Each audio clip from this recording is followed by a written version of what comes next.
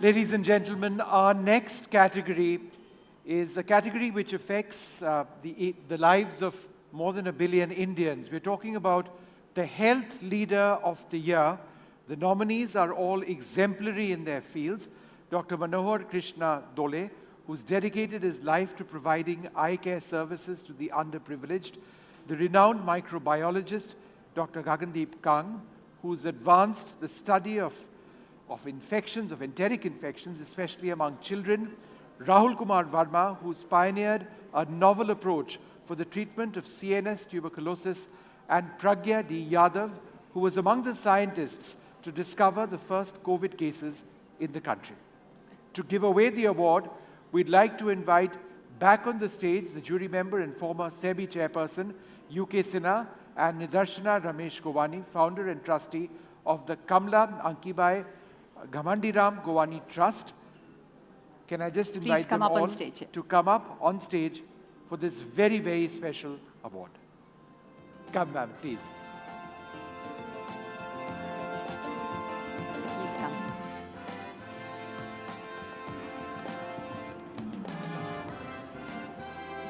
Ma'am, go ahead and open it. Yeah.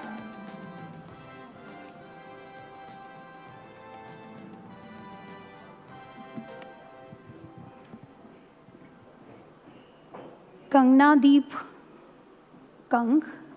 Gagandeep Kang. I just thought so that you are the one. Please come up. It's a proud moment. Congratulations. अब बात Gagandeep Kong की, जिन्होंने देश और दुनिया को बहुत सारे बच्चों की ज़िंदगी और सेहत के लिए बहुत बड़ा काम किया है. डॉक्टर गगनदीप कांग आंतों से जुड़ी बीमारियां जैसे कि टाइफॉइड आदि को लेकर किए गए उनके रिसर्च की वजह से इनकी वैक्सीन बनाना संभव हुआ. इस साल उन्हें इस रिसर्च के लिए गैगनर फाउंडेशन ने सम्मानित भी किया. हमारे देश के और अंतर्राष्ट्रीय स्तर पर भी स्वास्थ्य संबंधी जो नीतियां बनी हैं उन पर भी डॉक्टर कांग का गहरा प्रभाव है. तो बचपन के लिए काम कर रहे इस अदृश्य डॉक्टर को एनडीटीवी देता है health leader of the year 2024 का सम्मान. जोरदार तालियां. Congratulations. Dr. Kang, I'm so delighted to finally meet you in person after having interviewed you at last count 12 times, but all during very challenging times when we were in the middle of COVID. We've spoken about Indian science extensively and the Indian healthcare system.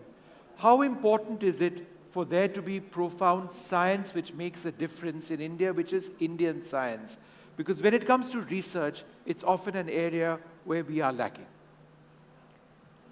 You've put your finger on it.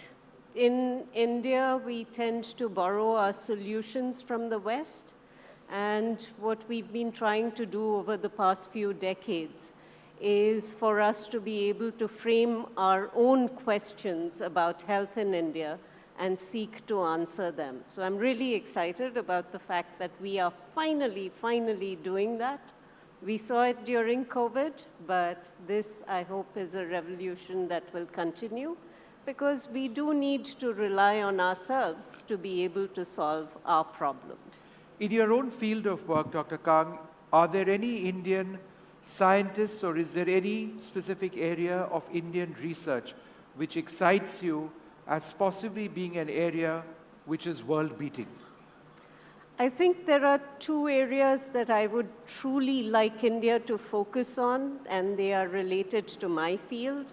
So solving tuberculosis in India, I think, is something that we do need to emphasize. It is the biggest infectious disease killer in the world. COVID beat it for 1 year, but it's back. And the other area I think is important for all people in India and around the world is nutrition. We have both under and overnutrition, and they are important problems for us to be able to address with science. One of the things that we have to remember is that in India we have traditional systems of medicine and traditional knowledge, we have not fully integrated that into healthcare. Doctor Kang, आपने बहुत महत्वपूर्ण बात अभी कही जब आपने traditional system की बात की है और मॉडर्न मेडिसिन है।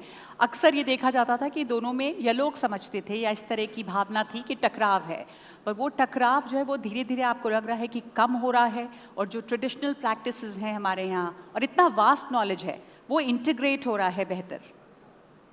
Absolutely, and I think with the increase of more westernized lifestyle, we are seeing more lifestyle diseases. And if you look at our traditional systems of medicine, they actually are holistic in the advice that they offer in terms of diet, in terms of exercise, in terms of what people need to be doing. You know, yoga is union. Of course, yoga is now recognized worldwide, but also I see a lot of times now that the traditional Indian diet is also recognized world over, and it's recently we did a report where the Indian diet was known as the most sustainable diet, probably. So that's a huge recognition. Another question I want to ask you is, you know, the whole field is where doctors, a lot of doctors are going for more profitable ventures. Research is left behind. So what really encourages you, inspires you to go into that research field? There is nothing more exciting than the opportunity to ask your own questions and then figure out how to answer them. It's tough, but at the end of it, there is satisfaction like no other. Dr. Kang, when we were discussing COVID a few years back, we spoke about mutations of COVID. We spoke about, we've had one disastrous Delta wave which killed millions of people around the world. And we were all very worried about what future mutations could be. Now in 2024, COVID is a part of the lives of billions around the world. It's like a common cold in many cases. Hopefully it is. But from your own understanding of COVID, a few years down the road, do you believe that it is far more insidious and the long-term consequences are something which will impact many? I think we are learning more about long COVID and the consequences of viral infections. We clubbed it all as one syndrome, and what we are learning today is that it actually has multiple manifestations that can last long term. So there is a lot of work for us to do to understand the consequences of both single and multiple infections, which is the situation we are dealing with today.